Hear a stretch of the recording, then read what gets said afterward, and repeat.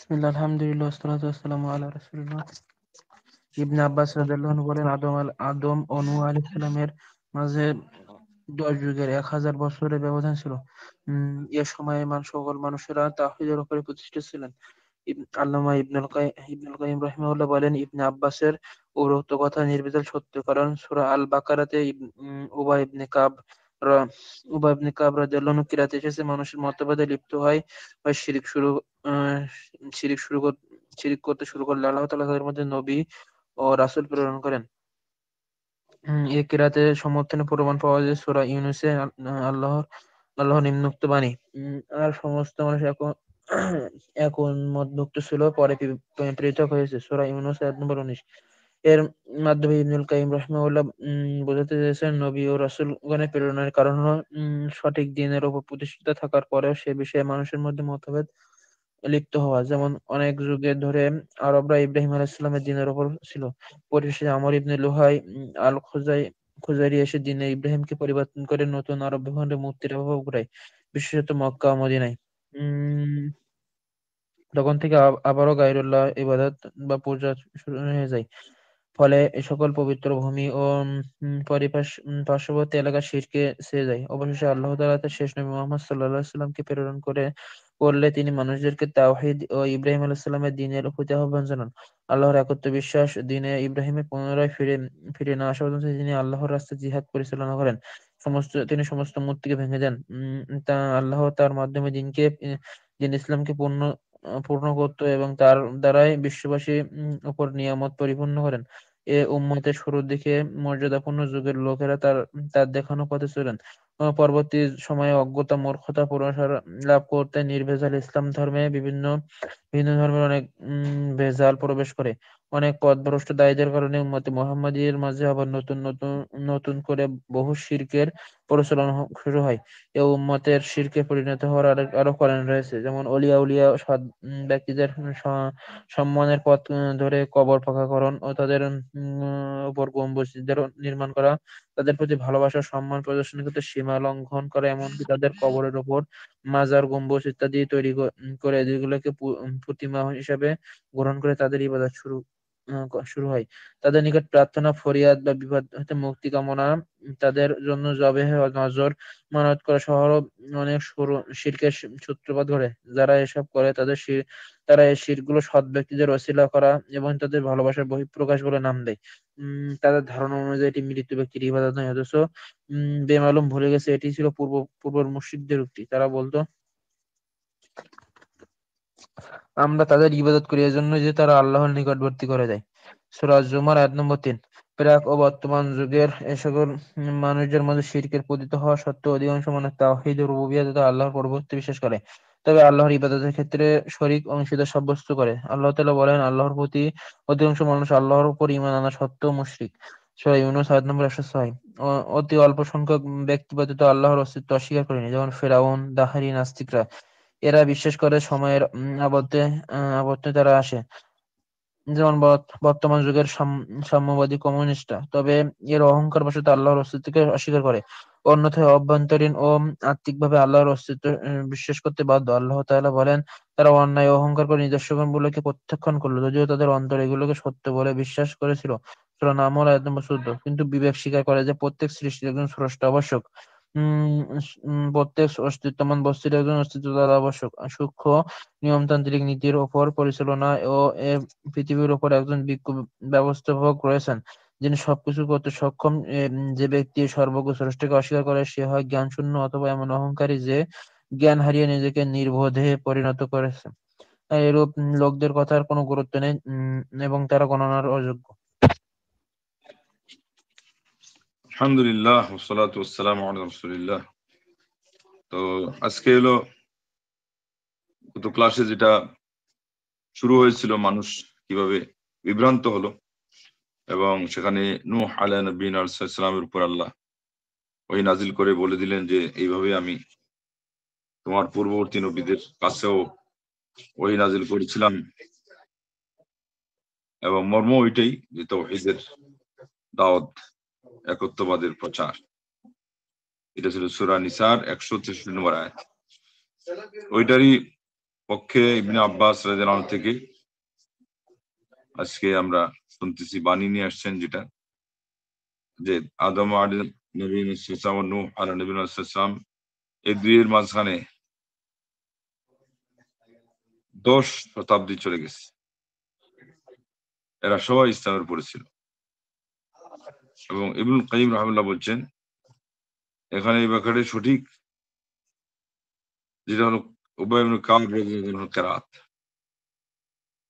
যেটা হলো কান নাসু উম্মাতান ওয়াহিদা ফাখতালাফু ফাবা'আসা আল্লাহু আন-নাবিয়্যিন। তাহলে মানুষ যে একই জাতি ছিল, এটা হলো তাওহীদের ভিত্তিতে ছিল। এরপরে তারা মতানৈক্য করলো শিরকের ভিত্তিতে। এটার দলিল দিচ্ছেন ইবনুল কাইয়িম রাহিমাহুল্লাহ যে ইবনে আব্বাস রাদিয়াল্লাহু আনহু কথাটা সত্য, কারণ এটা কোরআনই পাওয়া গেছে। কোন আয়াতে? সূরা ইউনূসের 19 নম্বর আয়াত, মা কানান নাসু ইল্লা উম্মাতান ওয়াহিদা ফাখতালাফু। যে মানুষ একই জাতিতে পরিণত ছিল, এরপরে মতানৈক্য করলো। আগে একই জাতি ছিল মানে তাওহীদের উপর ছিল, মতানৈক্য করে সেখানে কি নিয়ে আসলো? তারা শিরিক নিয়ে আসছিল। কিন্তু এই শিরিক যারা মানছে তারাই মুশরিক হয়ে গেছে, সে যে যুগে হোক, ওই যুগে হোক আর পরবর্তী যুগে হোক। এটাকে ইখতিলাফ বলে কোনো সায় দেওয়ার কোনো সুযোগ নেই, কেননা তাওহীদের মধ্যে ইখতিলাফ করা মানেই হলো শিরক, নির্ঘাত শিরক।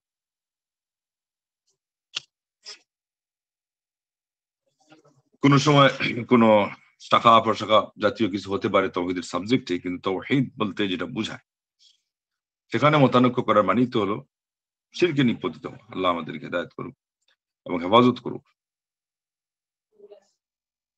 তো সূরা ইউনূসের 19 নম্বর আয়াত দ্বারা বোঝা গেল যে এখানে ওই আয়াতের মধ্যেও কি ছিল, কিছু শব্দটা উজ্জ ছিল।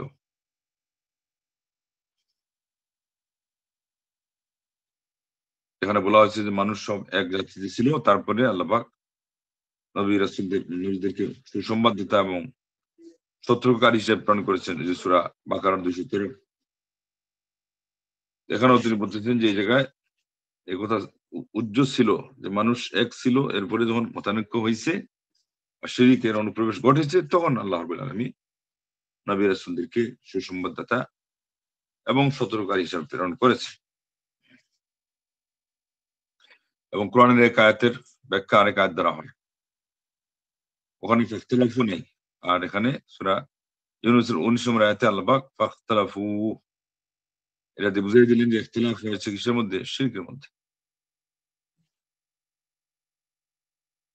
ইখতিলাফ হয়েছে, আল্লাহ রাব্বুল আলামিন নিজেই বলে দিয়েছে। অতএব এখানে কেউ এসে বলতে পারবে না যে আগে মানুষ শিরকের উপরে ছিল, হিন্দু ধর্মই আগে, এটা সনাতন ধর্ম দিয়ে আগে ছিল বলে চালাই দেওয়া, এটা সম্পূর্ণ ভিত্তিহীন। তাওহীদটাই হলো আসল। আল্লাহ রাব্বুল আলামিন যেই পারপাসে ওহী নাজিল করেছেন এটা তাওহীদ, সর্বপ্রথম ওহী হবে তাওহীদ। এবং প্রথম রাসূল নূহ আলাইহিস সালাম তারই দাওয়াতের কথা এখানে উল্লেখ করে বুঝাইলেন যে ইনশাআল্লাহ আল্লাহ রাব্বুল আলামিনের ইচ্ছায়। যাই হোক, এখানে আমরা ওদিকে না অগ্রসর হই, মূল কথা যেটা সেটা দিয়ে আমরা এসে যাই। তিনি বললেন যে মানুষ মতানৈক্য করলো, মতানৈক্য করার এখানে পরবর্তী তিনি আয়াত আনেন নাই, আগেরটার সাথে আপনি মিল করে দিলেই হয়ে যাবে যে মতানৈক্য করলো তখনই বুঝতে হবে যে নবী রাসূলগণ আল্লাহ রাব্বুল আলামিন প্রেরণ করলেন। এবং শেখ হাফিজাহুল্লাহ বলছেন যে আল্লাহ রাব্বুল আলামিন এখানে যেটা বলতে চাচ্ছেন এটা হলো ইন্না বি'সাতান নাবিয়্যিনা সাবাবুল ইখতিলাফ আম্মা কানু আলাইহি মিনাদ দ্বীন সহিহ। নবীগণকে প্রেরণ করার মূল কারণই হলো যে আগে যে সহি দ্বীন এর মধ্যে মানুষ মতানৈক্য করে তার মানে একদল অমত করে। এখানে মতানৈক্য দিয়ে বুঝতে হবে অমত, সঠিকের উপরে অমত করে, তাওহীদের উপরে তারা দ্বিমত পোষণ করে বা অমত করে। তখন আল্লাহ রাব্বুল আলামিন আবার আসল মতের দিকে আহ্বান করার জন্য নবী রাসূলদেরকে সুসংবাদদাতা এবং সতর্ককারী হিসেবে প্রেরণ করেন। এখানে কিরকম ছিল বলতেছেন যে আরবের ইতিহাসের কথা, অতীত ইতিহাসের কথা বলতেছেন। কামা কানাত আরব বাদা যালিকা আলা দীন ইব্রাহিম আলাইহিস সালাম। এরপরে নূহ আলা নবিয়্যিনা সাল্লাল্লাহু আলাইহি ওয়াসাল্লামের সময় যখন ওহী আসলো, এর মধ্যে মানুষ হেদায়েতের উপর আসলো, তো বলছেন এটা ইব্রাহিম আলাইহিস সালামের যুগ পর্যন্ত চললো। কিন্তু ইব্রাহিম আলাইহিস সালামের যুগে মাঝখানে ভাটা পড়া স্বাভাবিক, এবং নতুন করে আল্লাহ নবায়ন করছেন, আবার তারা তাওহীদের দিকে ফিরছে। কিন্তু আমর ইবনে লুহাই, যেটার কথা আগেই বলা হয়েছিল, আল খুজাই, সে ইব্রাহিম আলাইহিস সালাম এর মারফত আল্লাহর যে দিন ছিল এটাকে পাল্টিয়ে ফেলছে, এবং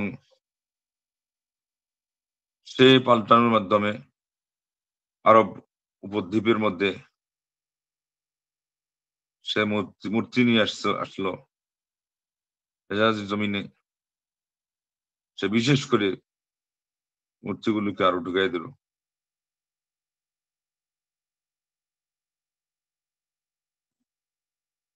এবং এর মাধ্যমে সে আল্লাহ থেকে দূরে সরে গেল।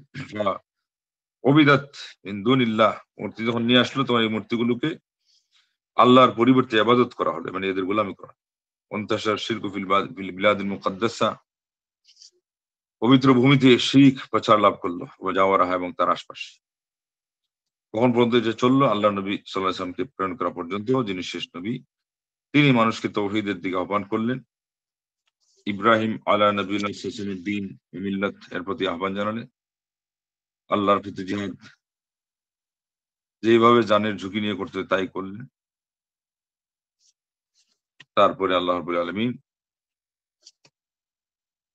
তাওহীদ এবং মিল্লাতে ইব্রাহিমকে আবার ফেরত দিলেন। তখন নবী সাল্লাল্লাহু আলাইহি ওয়াসাল্লাম কি করলেন? মূর্তিগুলোকে ভাঙলেন, ভেঙে চুরমার করলেন, এমনকি দ্বীনকে পরিপূর্ণতা দান করলেন। আল্লাহ রাব্বুল আলামিন আমাদের নবী সাল্লাল্লাহু আলাইহি ওয়াসাল্লামের হাতে নিয়ামত পূর্ণ করলেন জগৎবাসীর জন্য, যেটা দিন ইসলাম, এবং কোরআনের জীবনধারা দাওয়াত নিয়ে তিনি চলতে থাকলেন।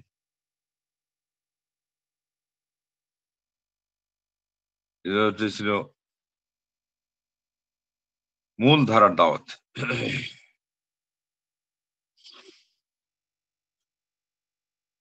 এই উম্মত কুরুনে মুফাদ্দালা তথা প্রথম সোনালী যুগের উপর চলছিল,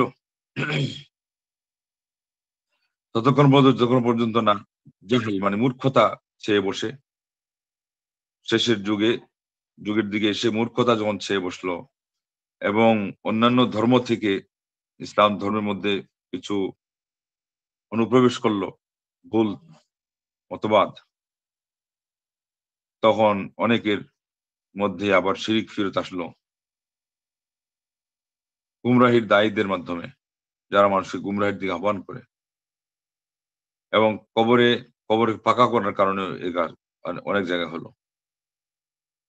তারা অলিদের সম্মানের দোহাই দিয়ে এই কাজ করতে লাগলো। তাদেরকে যারা মহব্বত করে এদের দোহাই দিয়েও করলো, এবং না দোহাই দিল যে তারা তাদেরকে মহব্বত করে, যার ফলে মাজার কায়েম করা হলো তাদের কবরে, এবং তাদেরকে আল্লাহর পরিবর্তে দেবতা বানিয়ে তাদের পূজা পরবেশ এখানে পেশ করা হলো বিভিন্ন ভাবে, যত কিছু হতে পারে, দোয়া, বিপদ মুক্তি কামনা, জবাই, মানত মনসা,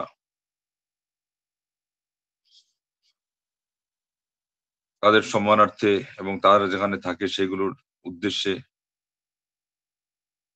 আর তারা কৌশল অবলম্বন করলো কি? এই জাতীয় শিরকে তার নাম দিল সৎ ব্যক্তিদের মাধ্যমে উসিলা দ্বারা, এবং তাদের ভালোবাসা প্রকাশ করা, এটা কোনো তাদের ইবাদত নয়, কিন্তু এটা তাদের ধারণা মাত্র। কেননা আল্লাহ রাব্বুল আলামিন এটাকে শিরক আখ্যা দিয়েছে। তারা সালফে সালেহিনদের ওসিলাকে মনে করলো যে এটা তাদের মহব্বত, এটা ইবাদত নয়। আল্লাহ পাক এটা খণ্ডন করে বললেন এটা তোমাদের ধারণা, এটা তাদের ধারণা ছিল আগের যুগের মুশরিকদের, যে মা না'বুদুহুম ইল্লা লিইয়ুকাররিবুনা ইলাল্লাহি যুলফা। সূরা জুমারের ৩ নম্বর আয়াত। তারা বলে যে আমরা এদের ইবাদত করি কেবলই তারা আল্লাহ পর্যন্ত আমাদেরকে পৌঁছে দিবে। এখানে কিন্তু মুখ দিয়ে তাদের শব্দটা বেরিয়ে গেছে তাদের ইচ্ছার বাইরে।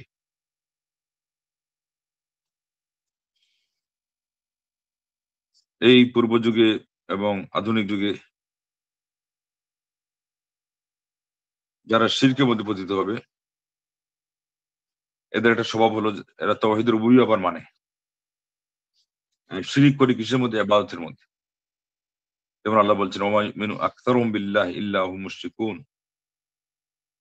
তাদের বেশিরভাগই যারা ঈমানদার বলে দাবি করে তারা মুশরিক। সূরা ইউসুফ আয়াত নম্বর ১০৬।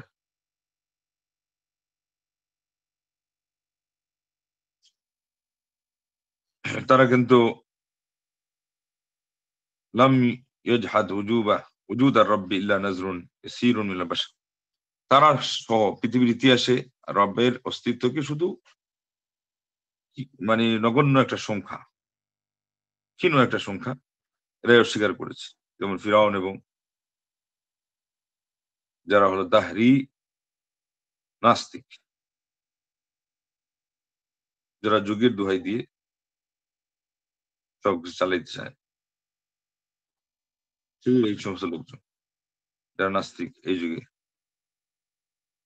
এটাও তাদের যে অস্বীকার করাটা, এটা হলো অহংকার বশত শুধু অস্বীকার করতো, বাকি তারা ভিতরে ভিতরে স্বীকার করতো। তাদের অন্তর দিয়ে এটা স্বীকার করতে তারা বাধ্য। আল্লাহ পাক বলছেন ওয়াজাহাদু বিহা ওয়াস্তাইকানাতহা আনফুসুহুম যুলমান ওয়া উলুওয়া। তারা বাহ্যত অস্বীকৃতি জানালো, কিন্তু তাদের অন্তর গভীর থেকে এটার উপর আস্থা রাখলো, সুদৃঢ় আস্থা। তাইলে মৌখিকভাবে তারা কেন এটা করলো? বল যুলমান ওয়া উলুওয়া, এটা জুলুম করার স্বভাবের কারণে এবং বড়ত্ব প্রকাশ করার কারণে। সূরা নামলের ১৪ নম্বর আয়াতের কথা আল্লাহ রাব্বুল আলামিন নিজেই বলে দিয়েছেন। আপনারা দেখে নিন অনুবাদ। তারপরে বলছেন তাদের বিবেক জানে যে প্রত্যেক মখলুকের একজন খালিক লাগে। প্রত্যেক অস্তিত্ব সম্পন্ন বস্তুর একটা অস্তিত্ব দানকারী লাগে। অথচ এই সৃষ্টিকুলের নিয়ম বিধি এত সূক্ষ্ম, যেখানে এগুলোর দিকে দৃষ্টি দিলেই বলতে বাধ্য হওয়া লাগে,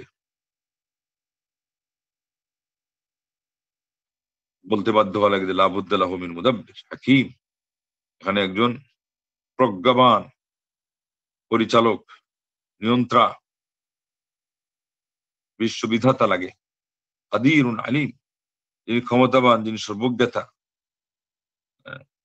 তা না হলে এই বৈশিষ্ট্য ছাড়া কেউ ইবাদতের হকদারই হতে পারে না। অথচ এই বৈশিষ্ট্যগুলো আল্লাহ রাব্বুল আলামিনের আছে, কোরআন দ্বারা সাব্যস্ত, হাদিস দ্বারা সাব্যস্ত, আগেও আপনারা শুনেছেন। এবং এখানে যে যুক্তি পেশ করা হলো এটা দ্বারাও সাব্যস্ত।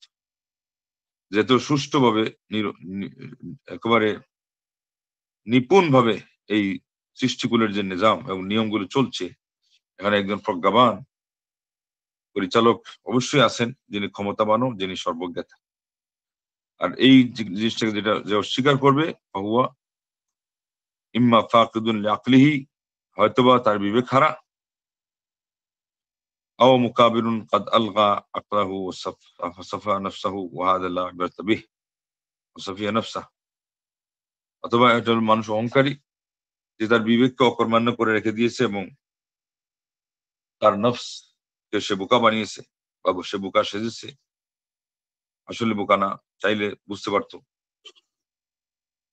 আর এই বিষয়টা হলো এমন একটা বিষয়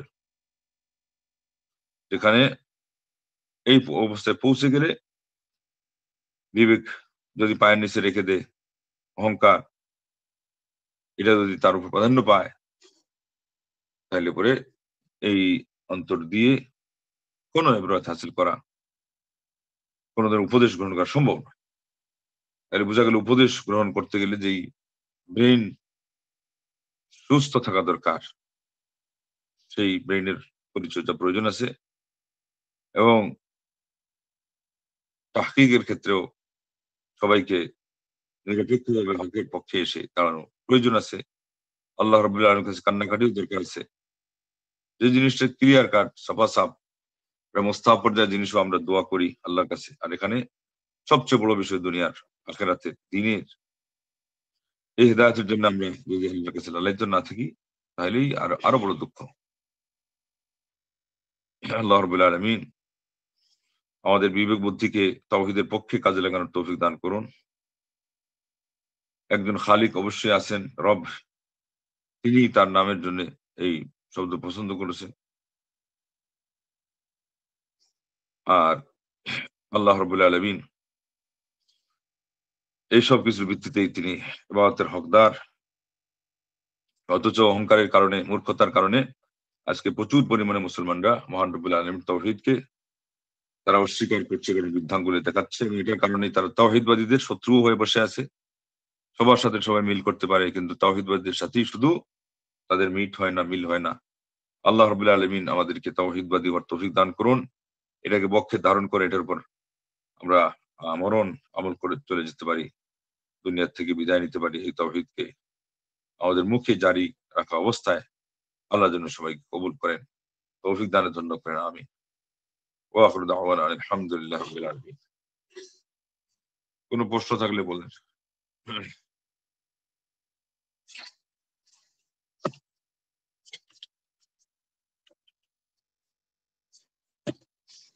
আল্লাহুম্মা সাল্লি আলা। আসসালামু আলাইকুম শাইখ। ওয়া আলাইকুম আসসালাম ওয়া রাহমাতুল্লাহি ওয়া বারাকাতুহু। এই যে একটা কথা বললেন যে যারা মুশরিক তারা হলো আপনার আল্লাহর রুবুবিয়াতকে মানে, পরোক্ষভাবে বললো যে আল্লাহর যে উলুহিয়াত বা অন্য আকিদা যেগুলো আছে এগুলো অস্বীকার করে। এটা কিভাবে বুঝবো আমি? এটা তো কোরআনে বারবার আল্লাহ পাক তাদের জবাব নিয়েছেন। ওয়ালাইন সাআলতাহুম মান খালাকাহুম লা ইয়াকুলুন্নাল্লাহ। আবার আসছে মান খালাকাস সামাওয়াতি ওয়াল আরদ। আরো আসছে ওয়া মা ইউদাব্বিরুল আমর। মানে আসমান জমিন এর স্রষ্টা কে, এগুলোর পরিচালক কে, সবগুলোর উত্তরে তারা বলবে আল্লাহ। আল্লাহ নবী সাল্লাল্লাহু আলাইহি ওয়াসাল্লাম যুগে এই ঘটনা ঘটছে। আজকেও পরিভাষা হয়তো ভিন্ন, কিন্তু তারা ওই আল্লাহ রাব্বুল আলামিনকে ইঙ্গিত করে সৃষ্টির সকল জিনিস তার দিকে কিন্তু সম্বন্ধ করে। যেখানে অস্বীকার করে সেটা হলো, যদি আপনি যখন বলবেন যে তাহলে আল্লাহকে মাবুদ বানো, তখন দেখবেন সবারই বাধা। কিন্তু আল্লাহ স্রষ্টা, আল্লাহ সবাইকে সবকিছু দিয়ে থাকেন, এটাতে তাদের আপত্তি নাই। আজকের যুগে হয়তো আরো কিছু লোক নতুন উদ্ভাবিত হয়েছে, এটা হলো নাস্তিক। তো নাস্তিকদের তো ধর্ম ভিন্ন, ওরা আল্লাহ রাব্বুল আলামিন সম্পর্কে উদ্দেশ্য প্রণোদিত ভাবে তারা বিশুদ্ধার প্রচার করে। আল্লাহ এবং দ্বীন এবং আল্লাহ নবী সাল্লাল্লাহু আলাইহি ওয়াসাল্লাম, হয় তিনটাই অথবা যে কোনো একটা বা দুইটা, এগুলো তারা ঘৃণা করবেই। তো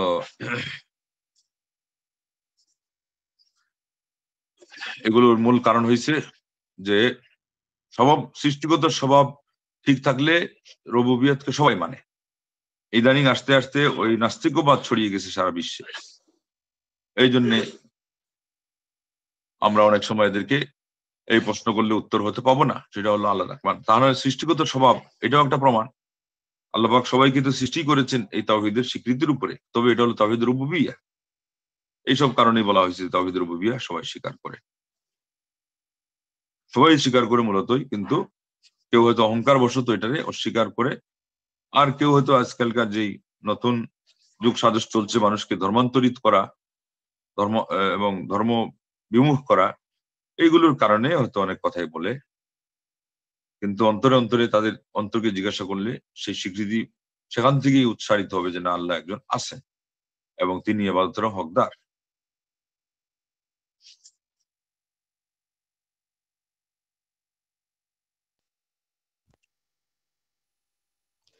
আসসালামু আলাইকুম শেখ। ওয়ালাইকুম সালাম। শেখ বলছিলাম যে নবী ও রসুল এর মধ্যে মানে পার্থক্য বিষয়ে সঠিক ব্যাখ্যাটা একটু। আগুন হয়ে যাচ্ছে, এটা তো অনেক লম্বা বিষয়, গোছানো যাবে না এখন। আর আজকের বিষয়ও না, আজকের বিষয়ের সাথে সম্পৃক্ত কথা বলতে হবে। নবী রাসূল প্রেরণ করেন, এই জন্য এখান থেকে প্রশ্নটা করছি। আল্লাহ পাক নবীদের কথা বলেছে এখানে। সংক্ষেপ হলো যে যাদের স্বয়ং সম্পূর্ণভাবে আবার তাদের সাথে আল্লাহর ওয়াহি আসা অথবা ওয়াহি না আসলেও শরীয়ত এটা হলো মূল। এটার কারণে নূহ আলাইহিস সালাম আদম আলাইহিস সালাম থেকে আলাদা হয়ে গেছে, কারণ ওনার এখানে কি ছিল? শরীয়ত ছিল। শরীয়ত থাকতে হবে, পুরাতন হোক নতুন হোক, এটা হলো সার কথা। শরীয়ত না থাকলে রাসূল না, উনি নবী। আগে অথবা আগের যদি শরীয়ত থাকেও শুধু এটা উনি প্রচার করতেছেন, তাও উনি নবী। তার ওখানে কিছু নতুনত্ব থাকবে, তার উপরে ওয়াহি নাজিল হবে, এইসব এগুলো হলো বিশেষ পয়েন্ট, যেগুলোর ভিত্তিতে রাসূল হলেন আলাদা বিশেষ বৈশিষ্ট্য অধিকারী।